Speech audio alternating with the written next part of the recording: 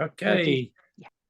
I'd like to thank everybody to attending the KSA IIRSM branch meeting on Thursday, the 7th of March. Before we start, anybody interested in the Salma bursary, that will be closing on Monday. So please, if you're interested, look on the IIRSM website or the LinkedIn link. There'll be a link there for the bursary details. I'm now going to introduce our guest speaker, which is Arun Ravindran. He's the Corporate Safety Manager with Rizayat Group. So, Arun, please, thank you for attending and doing this webinar. I'll hand over to you. Yeah, thank you, Mr. Lee, and for the quick introduction of mine, and I be very pleasure to be in this webinar. Yeah, it was a quick introduction regarding mine. So let me begin with the our presentation. It's leading strategies and success stories in our company, our organization, and so let me begin with some. These are the agendas. It starts from introduction, and I'll speak up about the complexity of what we do. Our business is doing it, and it will conclude with the final quote from our leaders in the organization. So this is what our complexity in our projects. So it's not an easy target for our company that achieving zero injuries, waste, or harm. Because the reason is it's an impossible vision for an organization. We are having a strength of 4,000 people with 31 projects spread across Saudi Arabia with more than 90 locations, because we does transmission lines, underground cables, and substation projects. So it is not in one premises that can be easily managed. And every day our routine people are routinely traveling in transmission line. It's more near more than 23,000 kilometers.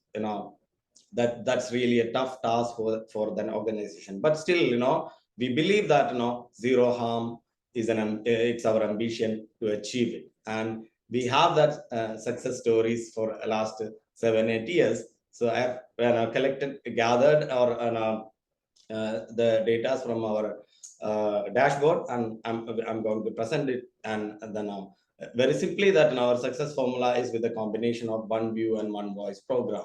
So this is what I always discuss with my safety team in the organization. It's not only with my safety team. We work with the clients. We work for Saudi Aramco, Saudi Electricity Company, Royal Commission, Ma'aden, and many so on. So we have that good image and a reputation with all the clients that most of the times we should say that proudly say that most of the times they come to us for some solutions, especially in transmission line and substations.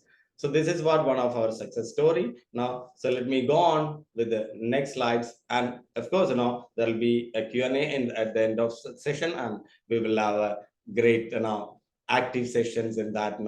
Everybody can ask questions to me, so I can do the best answers for you guys to make the session successful.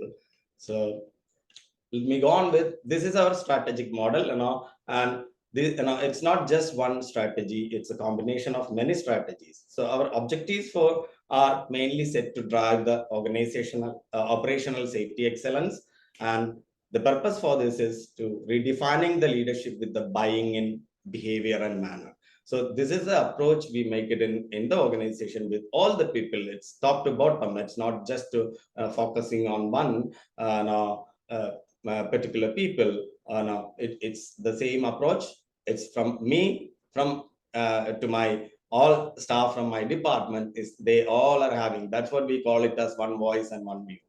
So we all are keeping that momentum in the organization to take care of the people in that. And we always remind our people, it's especially from the operations, that it's our choice whether we should be the part of success or blame. because I use that quote to everybody, and especially in all my meetings. The reason is, incident. If there is an incident, there will be always an opportunity to blame the people. So we always tell that don't make any accidents, don't bring all these type of problems to the organization, so that now you will have a success only. So it's their choice. It's not by chance. So we always tell that, and I can prove that with lots of data and evidences that how we achieve to this to our goal. So these are the objectives we use it. It's called RCL. The RCL means it's relationship centered leadership. So these are the approach we made it with all the people, and there was some changes in our transformations. It was done throughout the years. When we begin, it was not an easy task because of the complexity of the work business in the organization. So we start with this, and we changed our approach to relationship centered leadership one. And the focus is on we achieve this success through the employee engagement. Now, there is no doubt in that. So how we get these things, the highlights of these key strategies are, the organization that will enhance safety performance in the company. And then, of course, we will have a demonstrate the transformation leaders approach, and that changes you can see in the upcoming slides, of course.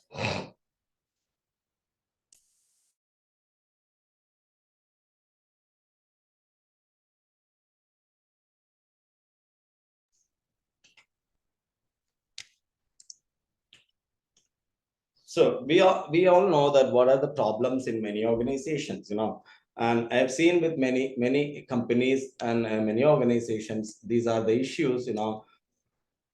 Many organizations are unsuccessful in making the safety excellence in their organization. It's because of this. It's called fear loop. Fear loop, I'm connecting into fitting in, because if people are having under the fear loop factors, so you push people to do the safety implementations or safety, change their behavior to do the safety things, or the operation in the operations, or in the business, or in the projects as well. So I've done and I just used some experiments that I don't there was 1971 Stanford jail experiment. It was the experiment was done by Philip Zimbardo. He's a professor in that Stanford university there. And the background behind this was, in 1971, many people in the US had participated in a protest and riots over issues like civil rights and the Vietnam War. And then more young people were going to jail because of that. Because they participated in the riots and protests. And at the same time, the main point is, at the same time, more reports of police brutality were being reported by the press during that time, because people gone for this reason, but the focal point was that the behavior of the police in that jail. And the result of the Stanford prison experiment showed that situational factors and power dynamics played a significant or a vital role in shaping participant behaviors. So behavior is very important. We all know that many professionals are here in this webinar, and we all know that behavioral safety since long time, all the organization is making it to implement, and many organizations are very successful in it, and many of them they did not reach anywhere. But so behavior is a part of success. Now it's not only in safety, for everything behavior is important. So then the story behind this is what happened during the jail time, that now the people were in the jail. The guards became abusive and authoritarian, while the prisoners became submissive and emotionally distressed. So that was an issue, because the people, now if right behavior makes the changes. So that is one thing. And then how it connects to that one, because we always think that why fear loop is. In the fear loop, we think that people are the problem. For example, if there is violation or deviation or an accident, we always tell that why you did that, and we punish them, we blame them, and then that it will create lots of problem in that one. And we focus on the individual behaviors, and that could be again a vulnerable behavior, whatever it is, and again that will be some punishment, it will end up with some punishment. And what creates in that, the result of that one will be that will create a fear, and it will be like a extrinsic motivation, and that stops people to speak up. So it will be the learning and speaking up will be inhibited. So what we are doing is that kind of reactive approach or a behavioral approach on this, like what Stanford policemen did to the people. Please don't do that with your people in the operations. So we should make that changes, and people should have come out from that fear of failure. They should not feel that they should get blamed, and that if it happens, the result I had experience it in my organization when I started in this corporate role, for because of the under reporting, because they don't report many things, even not even serious incident, they because of the blame and fear of failure, all those things, and they have a they're afraid about the punishment, deterrent, threat, and ultimately what will happen, they will disconnect with us. Because what I meant to say is we should focus on more on the behaviors on the people. We should understand that and do it in the right way. And that how it shows that the jail experiment shows that how does perceiving yourself as an authority figure influence your behavior. So power and authority, use that one in a right way. Because if you have a power and authority, if you misuse it, you're not going to get the result, and you will disconnect the people, and everything will not be within our control. But if you use that positively, then people will come back to you, and they will ask you that what can I do for you. So this is what my experience within my 24 years in health and safety industry with different organizations, and I have the real time example for that. So again, I'm continuing with the fear loop. So I use this as influence versus silence. So how that fear loop will continue in an organization. So you could see that lots of fingers on that individual, and these are the reason people are afraid to report the things, and they will be pushed to say no. If the supervisors, the line managers, they will tell that don't report. So it's similarly like the fear driven traditional safety models still in many companies, and that will not change anything, and that will continue with the poor culture in an organization. And again, if you continue to blame the people, whatever it may be, that will reduce the trust and subsequent reduction in people's willingness to speak up. And ultimately what will happen, this will be in an organization, that it will lead to a high risk tolerance culture in the company, and it will be very difficult to come back to a positive safety culture in any organization. So I'm again sharing that my lifetime examples in our organization. So what we did now to make any the changes or the transformation, we made a safety model with KPIs, and then we have some core values. So I'll explain in detail, and these are our KPIs, and the others are other core values. So culture, engagement, and performance is our KPI, and trust, professionalism, loyalty, and expertise are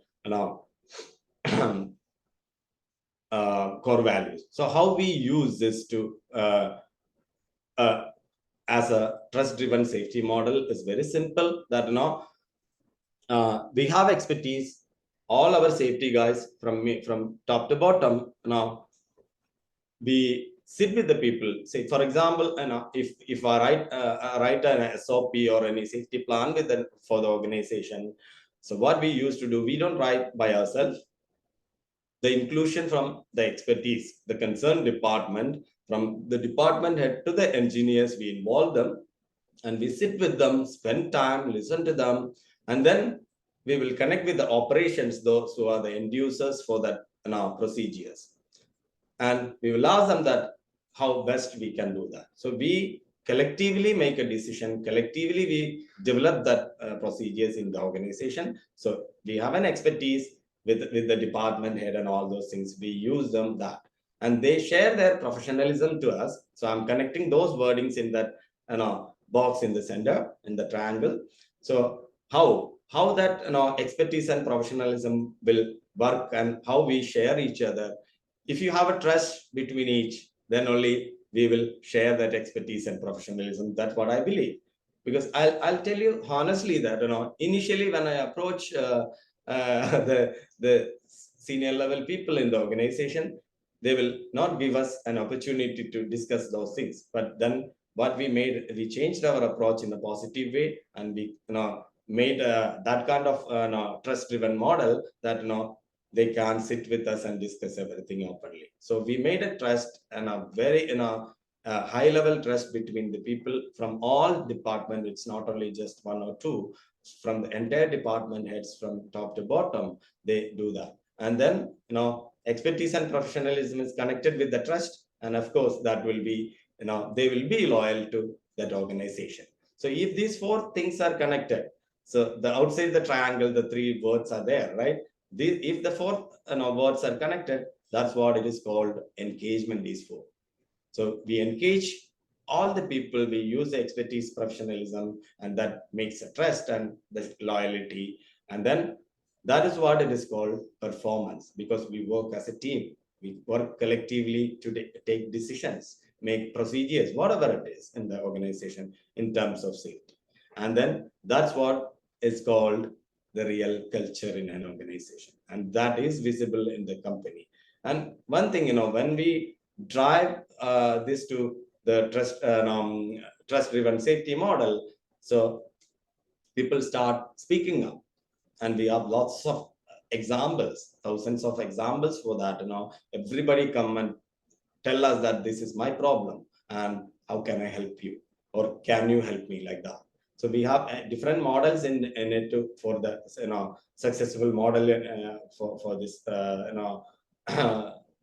operational excellence. And we always tell that all our people, that from top to bottom, again, silence is not safe. So same it's these are our core values and KPIs.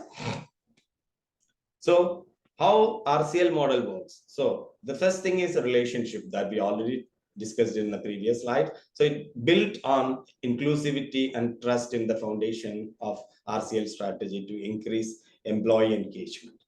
And conversation is very important, and that's the trigger for making the changes, because how the transformation will happen. So if you made a right conversation with the people, and if they convince and they listen to your conversation, of course, that will create a very positive relationship. And it's not a perspective safety program. It's very simple. It's your behavior makes the changes, and that will influence other leaders to make lots of changes in an organization, and they'll bring up with lots of ideas, and they will come and tell that let us work together. And the last one in this model is leadership orientations, that I will go differently with that. And it consists of 5 mental orientations that leads to conversation that solve complex problems and lead a team and organizations towards a higher performance. And that definitely it will work. And we have, again, lots of examples for that. So these are the RCL strategic model. It is a little bit more clear in that. So it starts with we talk about 3 models in this framework: relationship, conversation, and leadership orientation. So leadership and a relationship consists of 8 core beliefs. Now that starts from inclusion. So what is inclusion? Is very simple. Now that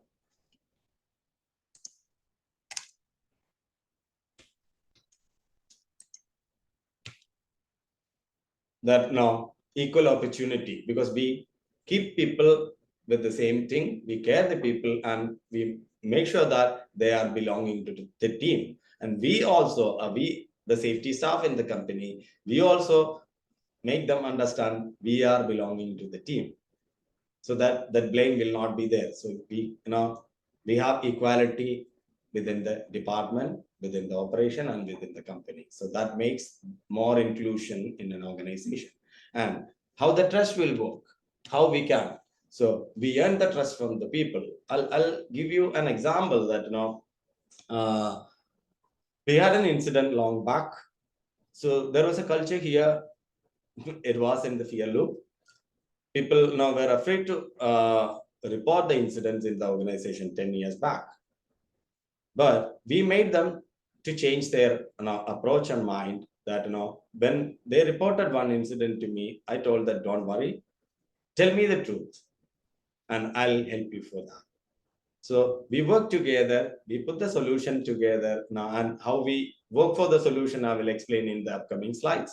So that we earned the trust from the people, and that started the reportings in this company. And now even with a small, very minor scratch on a vehicle, that it's getting reported in the company. And of course, it's earning trust is important, but again, recovering, if it is break, recovering that is another focal area. We always maintain that we don't like to break the trust between the team, so we always maintain that. And then again, holding on that trust is the key factor in it. So that's about the trust, how we maintain in the organization.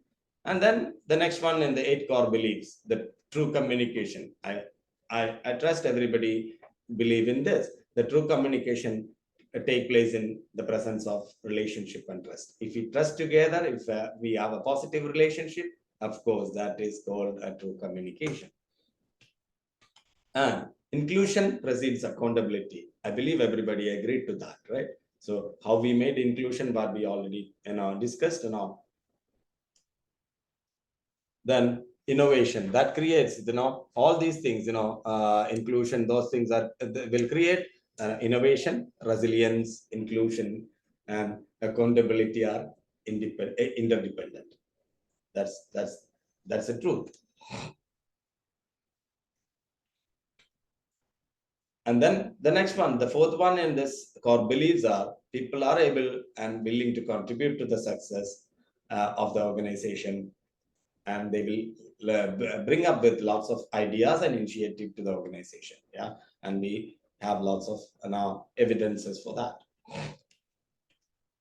The next one is that speaking up. People will speak up and they will stop an unsafe situation if it is in their interested to do so, and it happens and it works in the company. And of course, drift is a positive quality of adaptive human behavior, and that is visible in the organization with us now. The people's the transformation in the behavior, and this is an issue in most of the organization. From the operation, from the safety, people, many other department heads are having a problem here. Is our prejudgment and biases can prevent us from finding the truth in what we see and hear, because it connects with emotions, right? So emotions, we always see that, but emotions, we will not connect with anything. We will go with the truth, and we'll find out the truth, and we will bring the solution collectively in the organization. That's what I told in the point number 6. Relationship influence emotions, feelings, beliefs, and which influences decisions. So we always go for the truth, and that connects with the emotions, and we collectively take the right decisions. So the next one in the framework is conversation. So we always keep face-to-face, verbal, and different kind of conversations with the people. It's not just phone calls and all. We sit with the people from top to bottom, discuss that, and that right level of communication. We ensure that we made that right level of communication, and which which is true, meaningful, and engaging. And it will be, we assure that it is two-sided. We listen to them, they listen to us. And we gather the informations and that we connect and listen. It makes the difference in the company. And it made it really very well in the company. Again, the sense making part of this. Of course, we were talking about the procedures, right? So I have seen in many companies, there are lots of procedures they made, but when it comes to the shop floor, the people, the end users were not able to do that. So that's not sense making for me. But what we does is what really we can do it.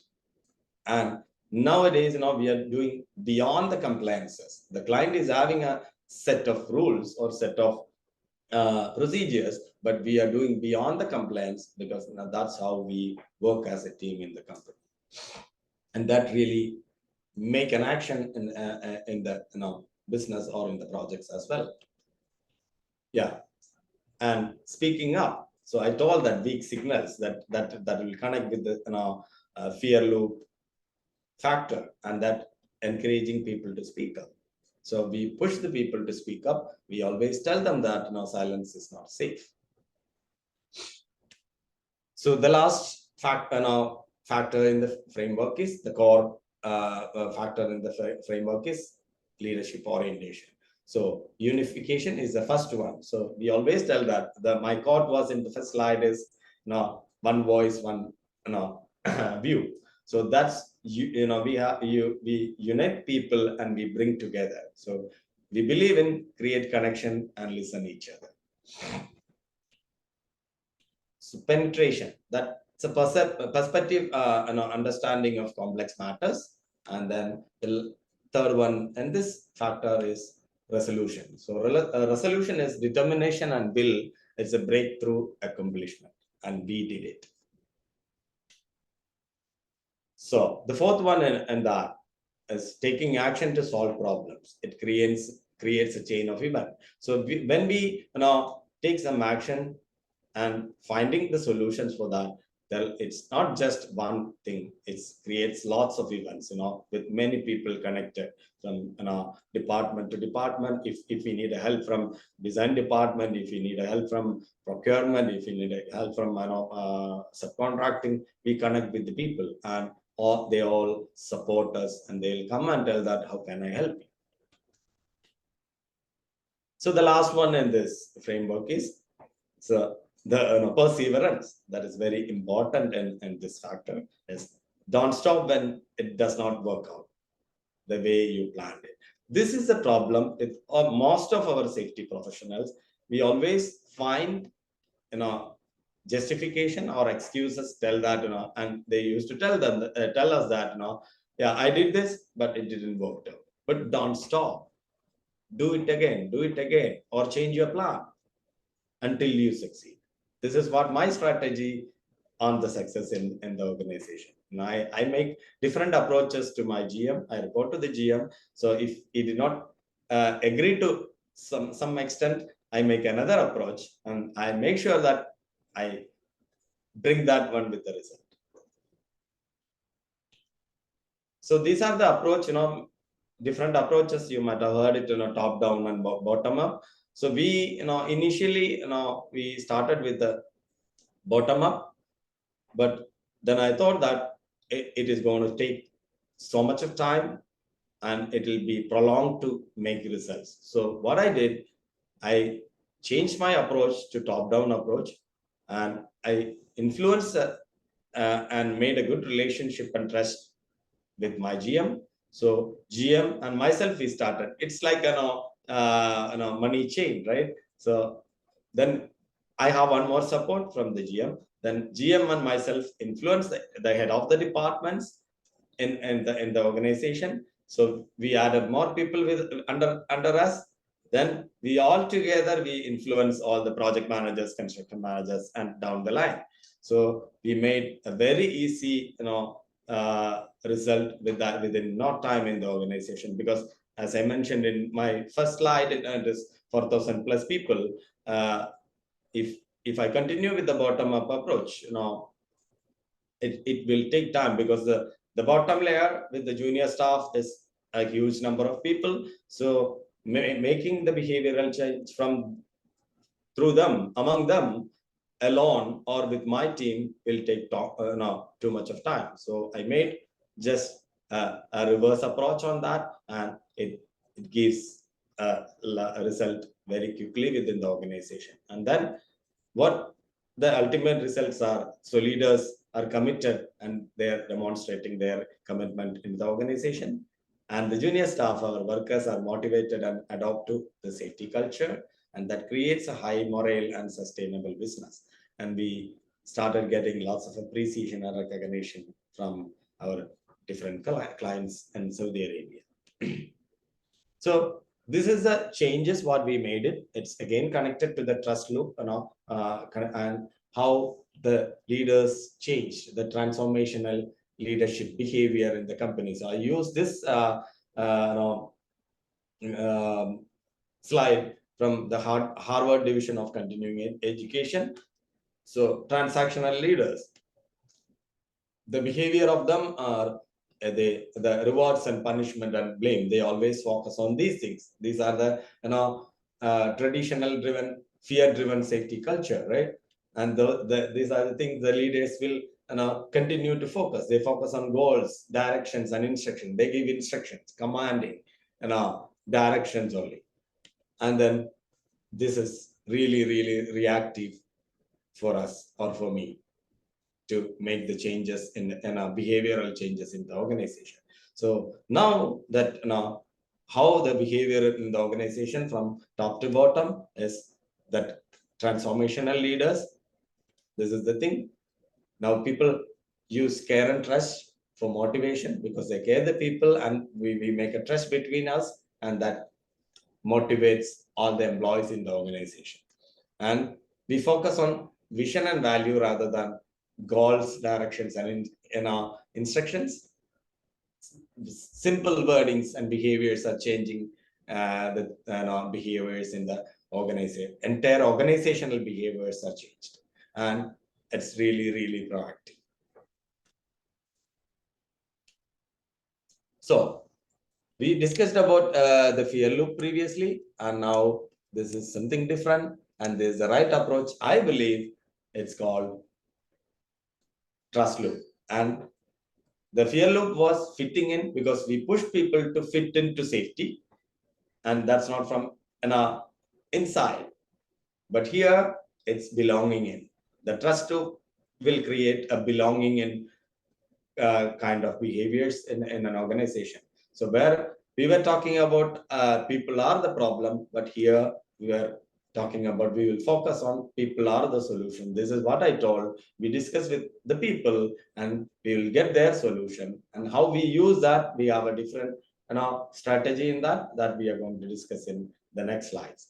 And we focus on relationship and inquiry rather than we discussed about in the fear loop. And it increased trust and learning. We learn each other, we trust each other. That's really connected to the high psychological safety that creates that one in the organization. And the result for that, the intrinsic speaking up culture will develop, and it is visible in the organization. So whereas in the fear loop, we were talking about blame, deterrent, punishment, those things. But here we earn the trust and we experience the trust between the people. We recover that if there is any issues, and we hold on.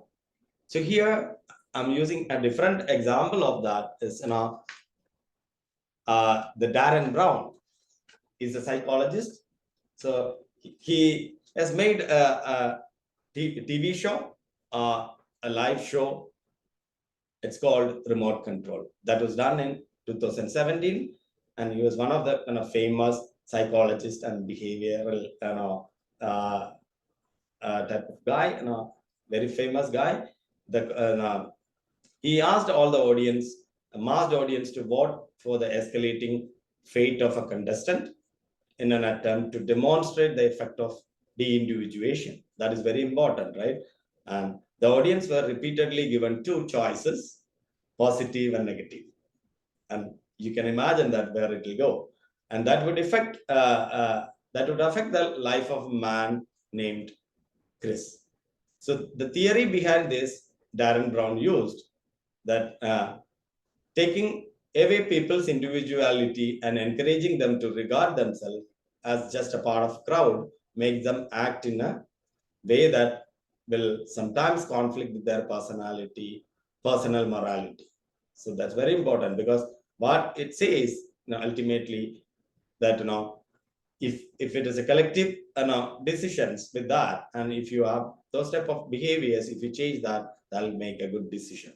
And we changed our approach from compliance then to care and value. So previously we were focusing on compliance, but we changed that one with the trust loop, and now we are focusing on care and value in the organization, and that creates a lot of the transformational behaviors in the company. So we use this. Sorry, Yeah, please. Yeah. I've just got two questions before you move on to the next stage. Okay. Came up from Bernard, and I don't want to lose your momentum. When you were mentioned earlier on, Bernard mentioned, you speak about the DEI, but you didn't mention equality and how you resolve social injustice from a poor management decision. Injustice is geopolitical or social economical, which should be addressed in the corporate policies. So I think he was asking how you've resolved them in your processes. Could you please repeat that, because I'm having some problem for that. So you spoke earlier about the DEI. Yeah. But you didn't mention about equality and how people can resolve social injustice from a poor management decision. He was asking how you did that through your corporate policies. Yeah, okay, The second question he had, your KPIs, you were mentioning about the top-down and the bottom-up approach. To understand both sides of the issue, how do you use the behavioral safety in your work as a fundamental approach to reducing injuries or illness? That was the two questions that came up now. Yeah, I will answer to that. Do I need to answer now or in the Q&A session? I'll brought them up now before you move on. If you want to answer them at the end, that's not a problem. Yeah, okay, I'll do that at the end. Yeah, please. Okay. Yeah. So, and because it's all connected with the slides, that's why then automatically they will get that answer. So that's what I wanted to complete the presentation now before I move on to the Q&A. So these are the we use this, I took this from a book which is written by Rosa. It is the name is the relationship factor in safety leadership. So Rosa Antonio is the Carrillo is the writer, and it was a brilliant book, what I've read throughout my career. So I use this ladder influence. We use this ladder influence to connect with these things, the changes in the organization. So it starts from we sit with the people and we understand the emotions. We sit and listen with the people. We understand the emotions, and we then once we get those things with the people, once we understand their problems, we listen to them, and then we make a survey on the climate, the safety climate in the organization, and from that result, because we have an internal tool, we made an internal tool to make the analysis or survey for safety climate in the organization. It's not just safety climate, the behavioral and the culture, safety culture as well. So we have an internal tool for measuring. So we measure that climate, we understand that where we are, and then we change that to the behavioral, because emotions drive the behavior, right? And that creates a good culture, transforming to a positive culture to the organization. So how we approach these things, that's what it's it start the acronyms, which is shown in red. We call it as TETS. So TETS is tell me, explain, describe, and show me. And that's a way of a conversation, and Rasa is another part of conversation. So we use TETS and Rasa to have an engaging conversation. It's a both side conversation. So for example, I'll give you an example for that, how we use that TETS and Rasa. So when we approach some people, we use this different type of conversation or both way conversation to the supervisors or the line managers. in a coaching and networking session to make these changes. Now, so for example, we can use this acronym in two ways. That I can tell someone if somebody is doing something which they are not sure, so I can go and approach them. My approach will be in one way that, can I tell you how to do it? Can I explain you how to do it? Or can I describe you how to do it? Or lastly, can I show you how to do it? That is one way of approach. So the next thing is, if I don't know that, so I can use the same TEDS acronym differently. That, can you tell me, because you are an expert in that, so I will use your expertise. Can you tell me how to do it correctly? Or can you explain me how to do it correctly? Or can you describe me? Or please show me, can you show me how to do it rightly? And if this works, the rasa will come. So rasa, this wordings, we call it as, in India, we say that Navarasam. It's called 9 expressions of a dance form. Or there's a soup called rasam. It's an extract of herbs and vegetables. So that type of cream, the cream of the conversation we use it. So when it is now, let us make sure that we receive that message from during that conversation.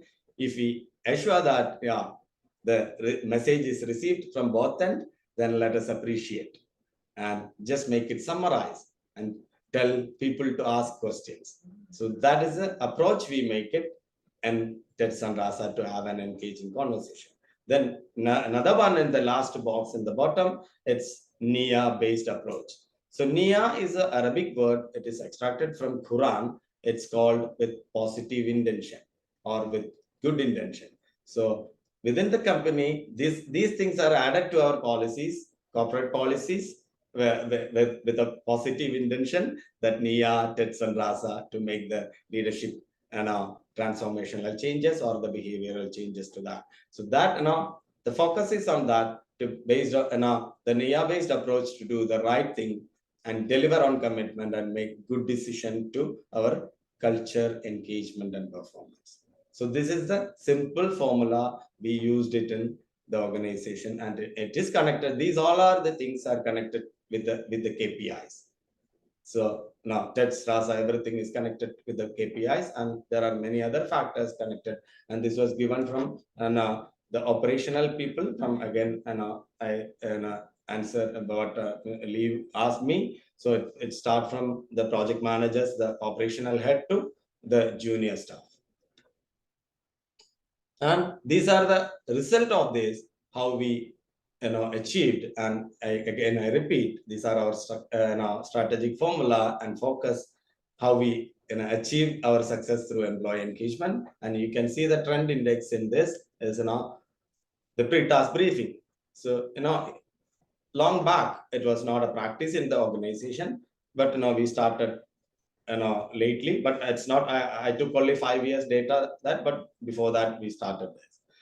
It was working, and we are not just counting that pre-task meetings. We are monitoring and evaluating the quality of that, how they deliver. And if there is a gap, our safety guys, they stay with the line managers, and they have a checklist for that to monitor and evaluate it. And we have a discussion with the people, and where we find that area for improvement, and we work on that. We coach them and mentor them to make the changes. And we call this pre-task briefing as we consider in the organization this pre-task briefing or start work, whatever it is, toolbox, or we call it differently. We consider this as a last opportunity to stop an accident or an incident. And the next one, what we do in the formula is the observations. So you can see that the trend is going on, and these are the participation and inclusion from the people. Now these are, again, it's based on our KPIs. Now we have given a ratio. We started this one long back. I would say that this year our ratio is we keep a ratio with one observation to the number of hours they work. So previously it was one observation. Everybody now the minimum they can give a number of observations, but the minimum it was when we set initially it is one observation to 100, and then now it becomes one observation. Sorry, it was 500, and now it becomes one observation to 100. And you can see that how many observations we receive from all the projects, and see the trend index that how it goes. We have an upward trend in each year, and we have the records before that as well, but I just took the last 5 years records for that.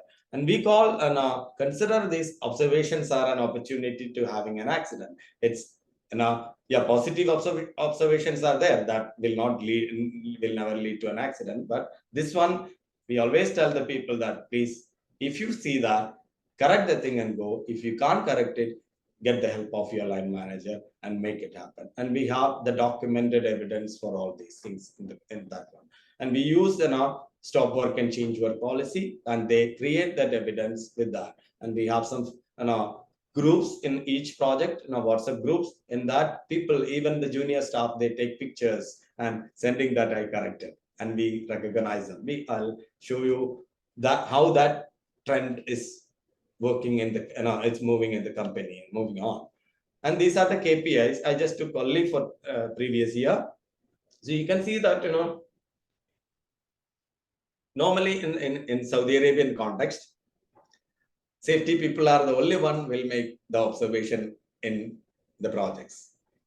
And it was like this only in our organization, but we changed because of the KPI and the transformational change. These are the real-time examples in 2023. You can see that now, out of 100%, 49% of them are from the safety staff, and the remaining 51% that's from the operational people. It starts from project manager, construction manager, line managers, and the junior staff. So that shows the inclusion and the employee engagement in the organization.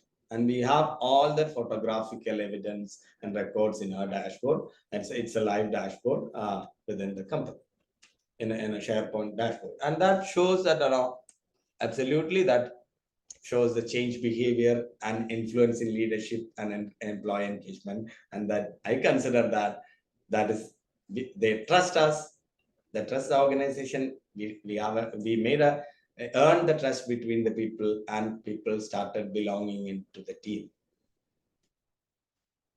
And this is the result of that, how the engagement goes on. And you can see that 2019 we had only the recognition numbers 119, and there was an increase of 16% in 2020, but whereas in 2023 there was 158% of increase for recognition, because we gave awards, so on and so forth.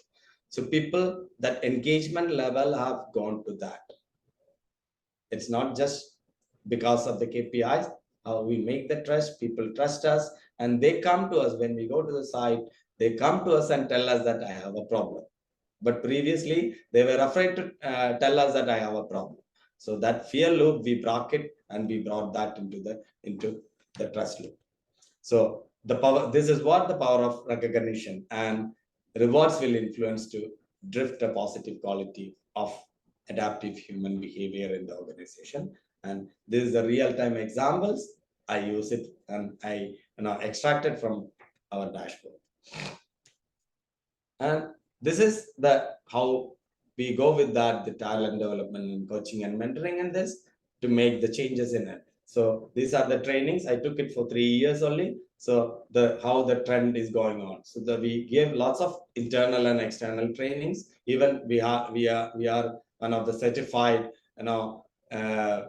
training provider for managing risk essential, and that I can show that how many people attended in it. That currently we are now focusing on the project manager and construction leaders only in the organization. So by this time we have done almost nearly 50 plus people in the organization, and it's all leaders. So that made lots of influence. That course itself, the training session itself, that made a lots of influence and make the changes in the organization, and we get the result in every places there, every workplaces. So these are the leadership training we conduct.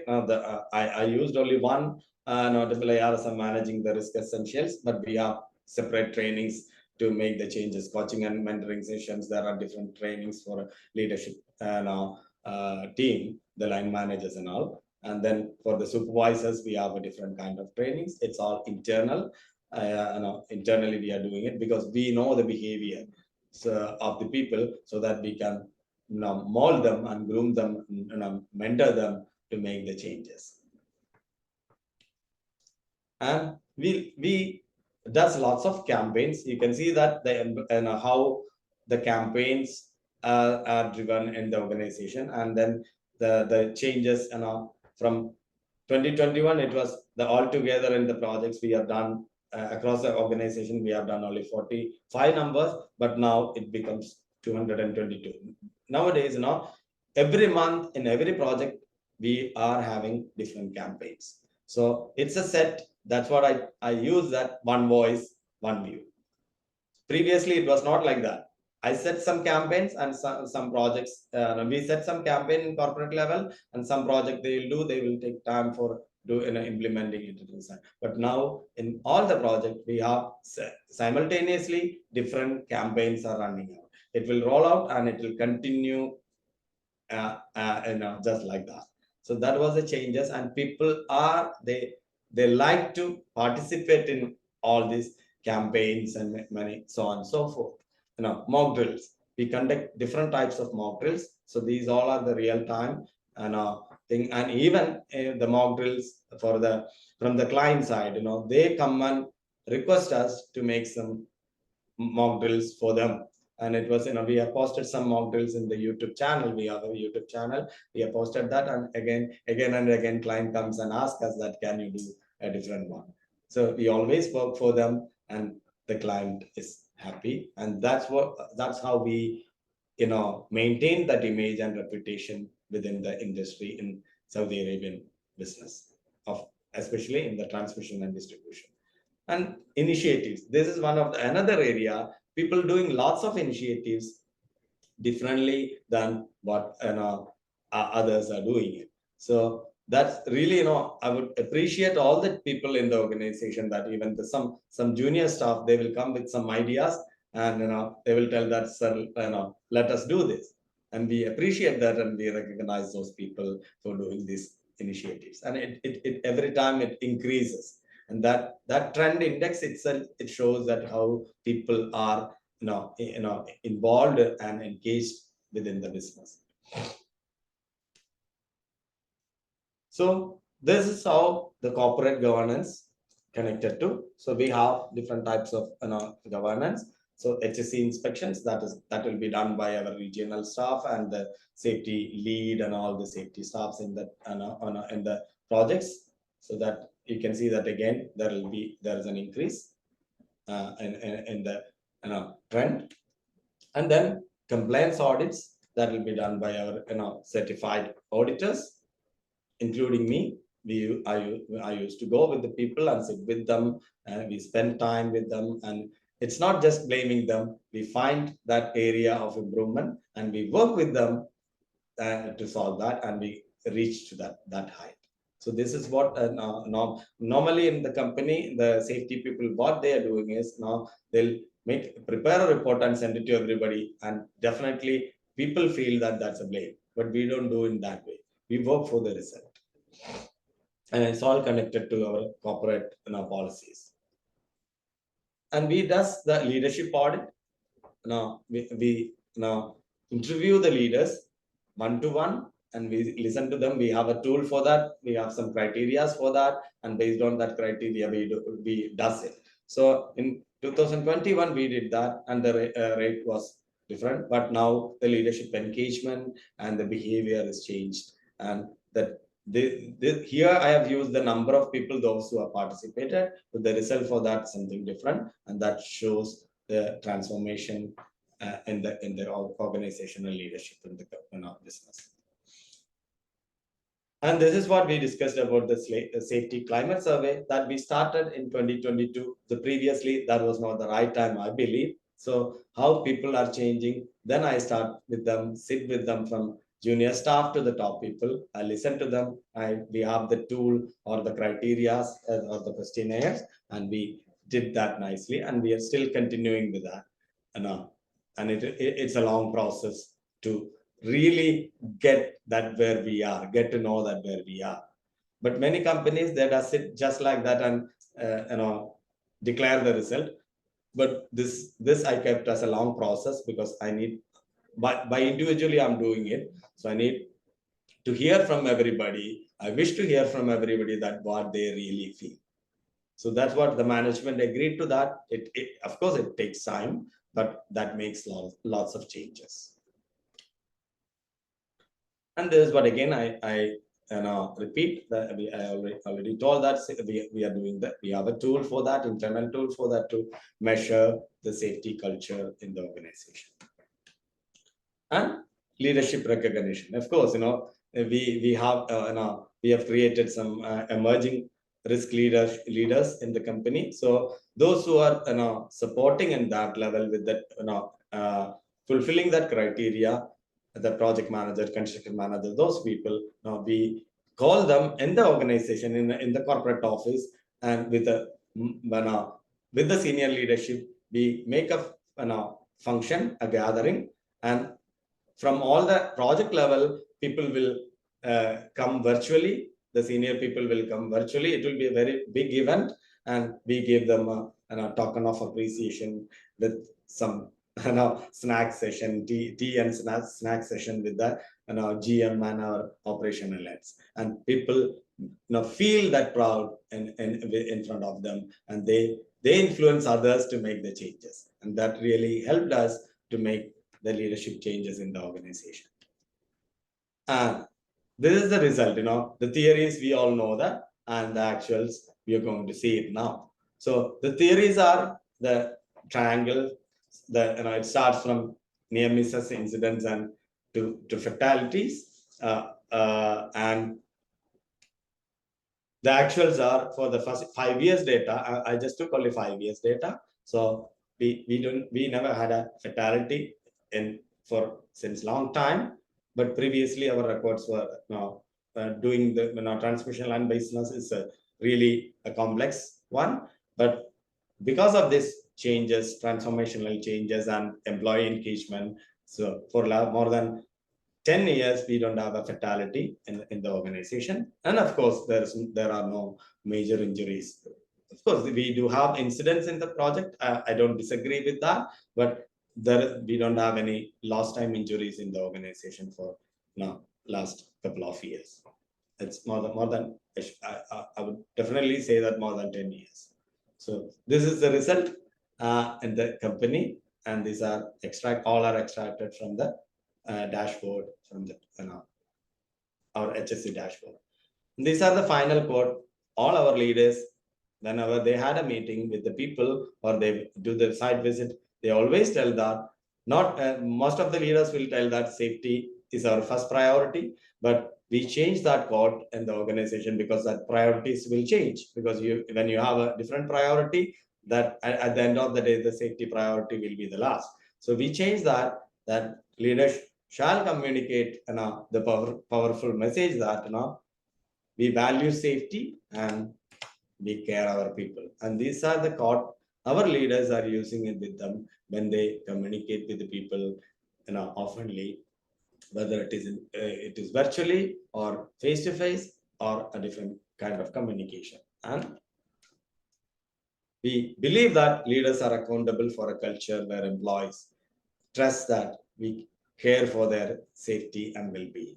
And I believe that is true. So that's it from me. And please, pleasure to hear your comments. And if you have any questions, now please ask me, and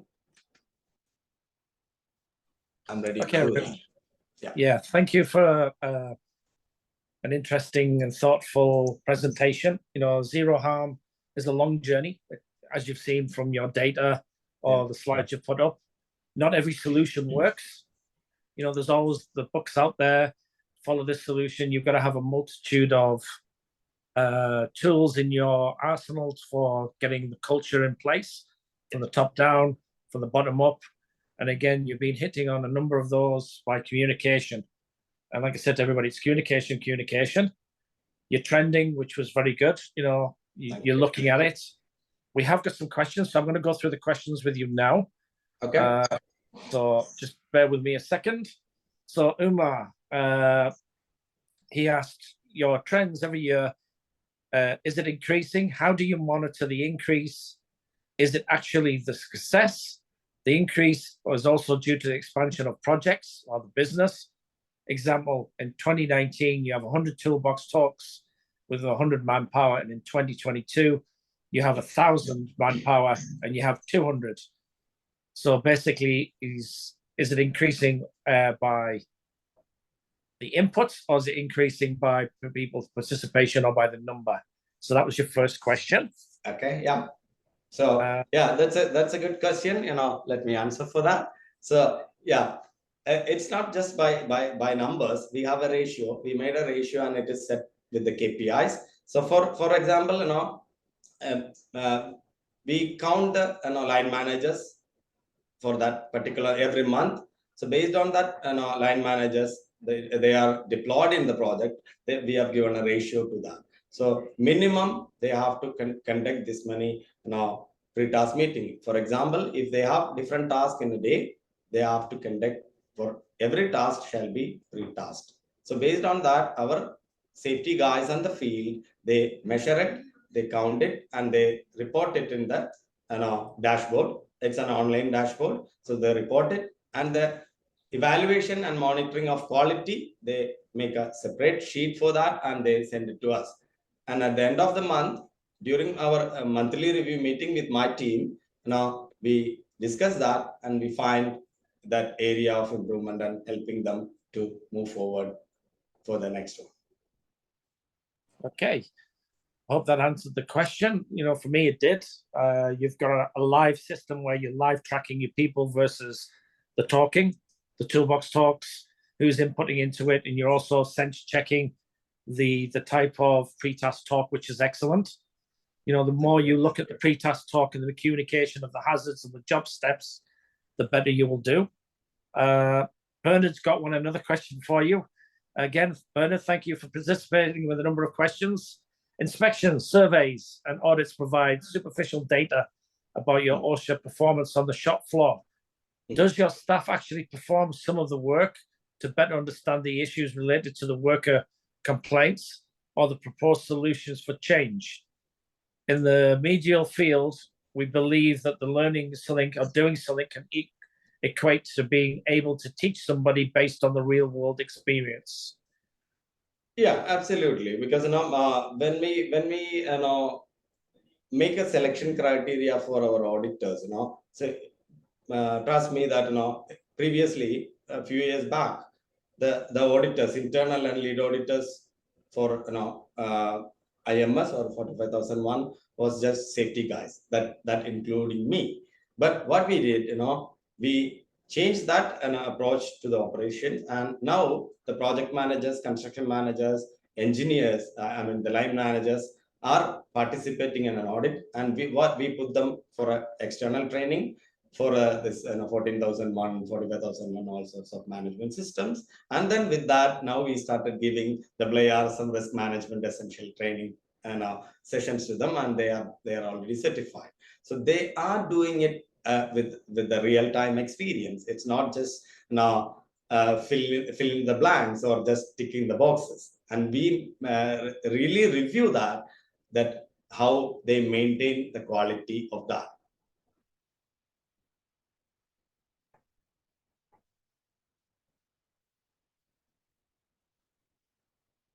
Okay. Sorry, you had two questions in there again, so thank you for that one. I've had a very interesting one from Norman, which I thought it's actually a very good one, and I'm going to put it out to you. What is your strategy for bringing new employees to overcome the fear loop when joining your company? Good question. You know, I'll use a real-time example. That during pandemic, we had a session for safety orientation.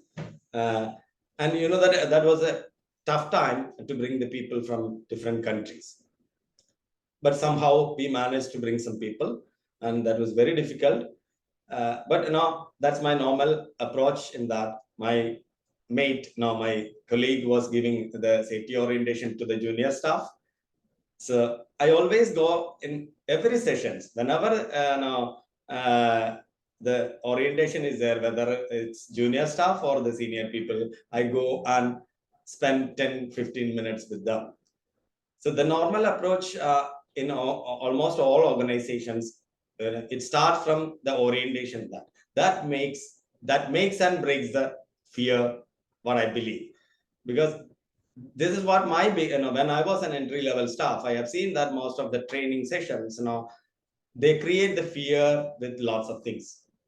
So we make a very good, trust and relationship during that session itself, and we tell that you tell openly what is your problem, and then some of the people, they come and hug me during that session, that we have seen different type of safety guys, but this approach is different, and they replied me that what can I do for you, and we are ready to do whatever you want in safety. And that we really have an experience in that. So we start from that session itself, then the employee joins newly to the organization, and that from the day one, we create that trust loop with the people.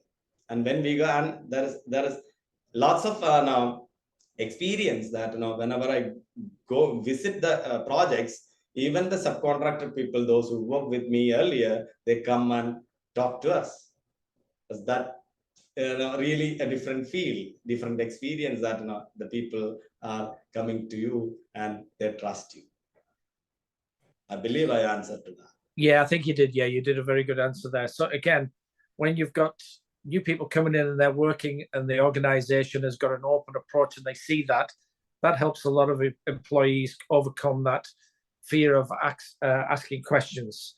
Absolutely. If there's an open thing, you've got a foreman, a supervisor, you've got the workers working as a team and communicating as a team, that helps bring people into the organizational culture a lot faster than having no communication culture within the teams. There's two more questions that have come in. Just bringing them up at the moment. Just bear with me. So I'm going to go to, we had an anonymous one, which I don't like. So please, in future, put your name on if you're on that. How do you measure the maturity of the trust loop within an organization? And how do you verify adherence to the workforce and a stop work authority without fear? Well, I can answer that one. If you've got a stop work authority and the people are openly communicating and openly coming forward, they're willing to stop the work if it's a life-threatening situation. And if the organization is communicating and has got a sound culture, then I think that will solve that one. But Arun, I'm going to leave you to see how you do it with your organization.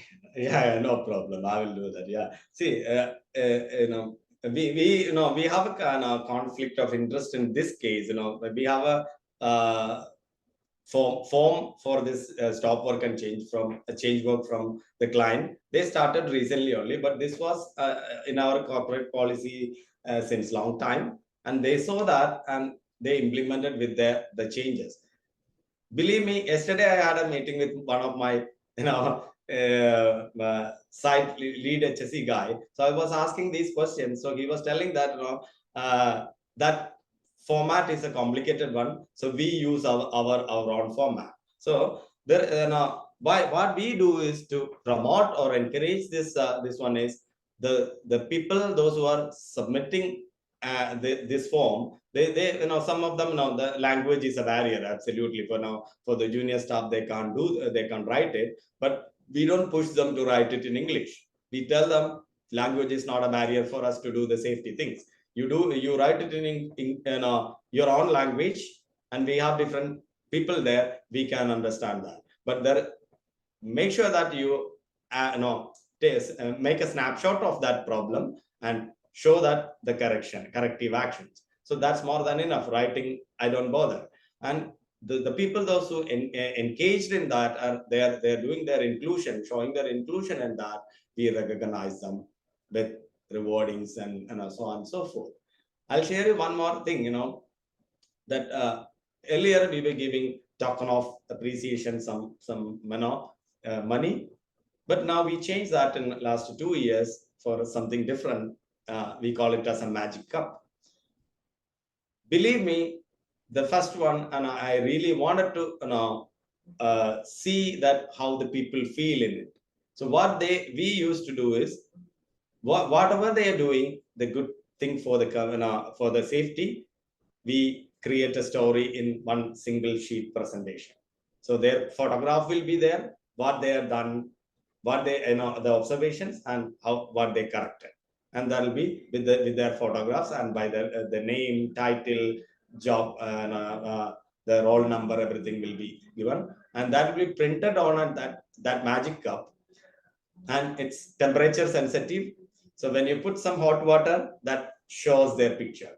And so I just wanted to know the feelings and emotions of the people. So I made a trial here, and we gave it to one of our junior staff. So the replay or a response from him, he was an old man, very nice guy. He does his work very nicely. So the replay from him was, he was so happy to see his photograph on it. See, he's working for the company more than 20 years, and that was the first time he got it. So he was telling me that today I will give a phone call, live call to my family, my mother and my all family. I wanted to show them that I got this. And that was the powerful one for me. And that's the best recognition ever I got. It's not any kind of plaque or any other awards, but from a junior staff, a good guy, he was telling that this is good. That's good. That's one. I've got to finish off now, Arun, with the last question. Yeah. I'm just bringing it up now. Sandeep Garap, in a country like Saudi Arabia, how do you tackle culture and language barriers implementation of the HSE? So that's Sandeep. That's an easy one. He's covered this all the way through. It is about communication. Your communication has to be in multiple languages. Yeah. You have to communicate in the language of the workers. I speak English. I don't speak other languages, but my teams that work with me speak Hindi, Urdu, Arabic, Yeah. Chinese. We communicate with toolbox talks in multiple languages. You've got to hit home on the language of what your teams have got.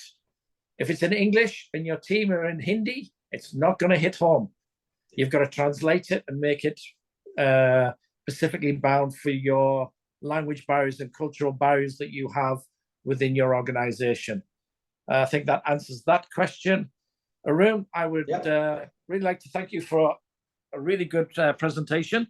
We did shoot over a little bit, but I'll let it go during questions and things from there. I hope everybody enjoyed it from the questions we've got. If there's any others, please put them on the website and we'll reach out to Arun to answer them. And again, Arun, thank you very much for your time and everybody's time today. Thank you, Mr. Lee. Thank you. And I would request everybody that, sorry to interrupt you, Julie will share you survey form to everybody. So please rate that, because I believe in doing improvement, whatever I'm doing it. So please help me to find give me the survey result to that, so I can improve myself in my next sessions. Yep, we'll reach out and give you feedback. That'd be great. Arun, again, thank you for your time. Thank you, Mr. Lee, and thank you. Everybody. Yeah, good night. Thank you, IIRSM.